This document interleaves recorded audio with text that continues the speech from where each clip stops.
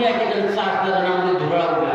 अशा प्रकारे चारी बाजूने आम्हाला या ठिकाणी खंड बाण सोडलं गेलं. अशा प्रकारे कुठलीही बाधा कुठल्याही बाणाने या ठिकाणी सगळं गगन या ठिकाणी रामावरती व्यापलं गेलं. सगळं बाण सोडलं गेलं आणि या ठिकाणी सगळं आकाशामध्ये धुरळा निर्माण झाला गेला. आणि काय झालं गेलं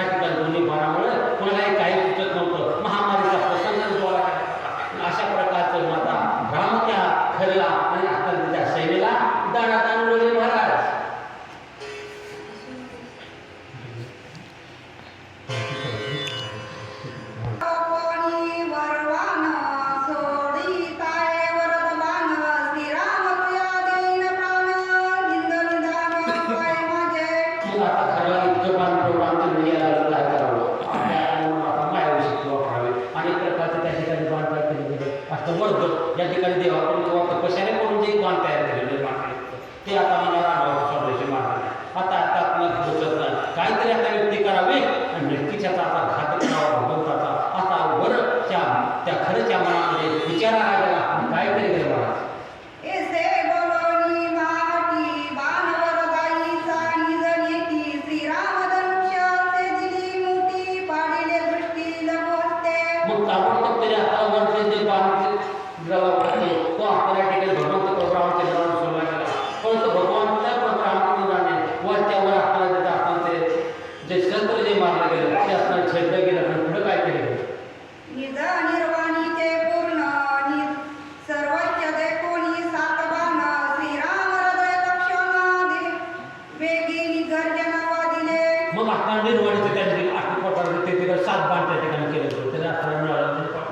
हे 7 गण असणारे भगवंत प्रभू